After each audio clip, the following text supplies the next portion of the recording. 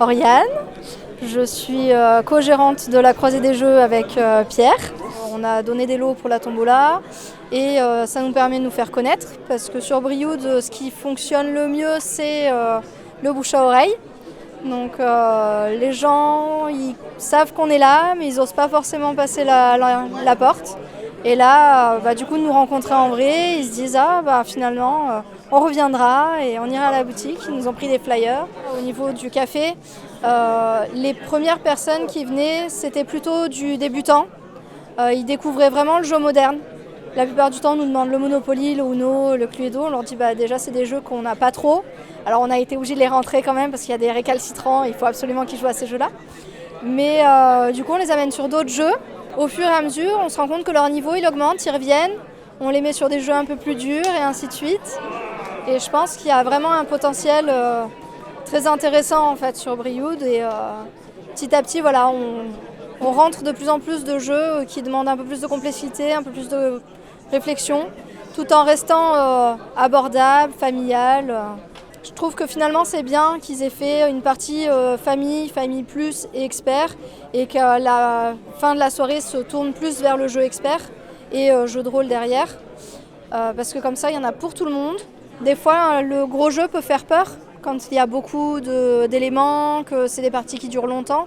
Et au final quand il y a quelqu'un qui t'explique, qui t'apprend à jouer, qui t'accompagne, l'heure de jeu, tu la vois pas passer, tu prends plaisir et du coup tu y reviens et du coup tu as envie de faire des jeux plus durs, qui durent plus longtemps, parce qu'il y a aussi des jeux qui durent 3 ou 4 heures. Donc faut avoir le temps de les faire. L'avantage d'une soirée comme ça, c'est qu'en plus tu trouves des joueurs. Les cafés ludiques, tout ça, ça existait déjà depuis un moment, mais c'était plus de la niche.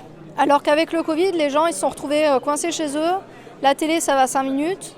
Donc on a ressorti les vieux jeux et puis on s'est rendu compte qu'il y avait du jeu moderne qui était souvent bien plus intéressant. Du coup les gens ils ont commencé à en acheter plein. C'est là où il y a eu un boom. Je crois que la France, on est premier consommateur de jeux de société en Europe. Une fois que le Covid s'est terminé, ils ont voulu partager ça avec d'autres gens. Et ils se sont retrouvés dans les cafés. Il manquait ce lien social qu'avec le confinement ils n'avaient plus. Et nous on avait même un peu peur quand on a ouvert, il y avait encore les masques, il y avait les passes. On s'est dit, est-ce que les gens vont vouloir se mélanger? Et en fait, ils avaient trop besoin de contact. Et on a plein de gens qui sont venus seuls, à deux, qui ont fait d'autres rencontres, qui maintenant se font des barbecues entre eux. Enfin, des fois, on rigole en disant on est café ludique, boutique et agence matrimoniale parce qu'on a formé des couples. Et pareil, on repeuple Brioude. On a tous nos amis qui, du coup, quand ils venaient en vacances, ils ont kiffé les gens qu'ils ont rencontrés. Ils ont adoré l'ambiance et ils ont dit mais c'est là qu'il faut qu'on vienne. Donc nous on fait grave la promo de Brioude en plus. Donc je crois qu'on avait compté, on a dû ramener 8 personnes, dont des familles avec des enfants. Donc on participe à la dynamique. On a vidé notre boutique. Il n'y a plus rien. Tous les jeux qu'on avait à la boutique, on a tout ramené. Donc on travaille vraiment sur le jeu qu'on sélectionne. Donc après à la boutique, il n'y a pas noir de référence par rapport à une grosse boutique comme à Clermont parce que là-bas ils peuvent écouler très facilement leur stock. Nous, il n'y a pas assez de joueurs encore sur Brioude. Donc on fait vraiment une vraie sélection de jeux. Et du coup, là, pour ici, on s'était dit on ramène tout. Parce que de toute façon, on n'a que des jeux de qualité quasiment. Je pense qu'il y en a très très peu. En général, quand ils sont pas bons, c'est que le représentant nous a forcé à le prendre. Et c'est là qu'on se rend compte qu'il fallait le tester avant. Donc maintenant, on fait ça, on en prend un, on teste. S'il est bien, on le met, sinon on lui dit non. On se laisse plus faire.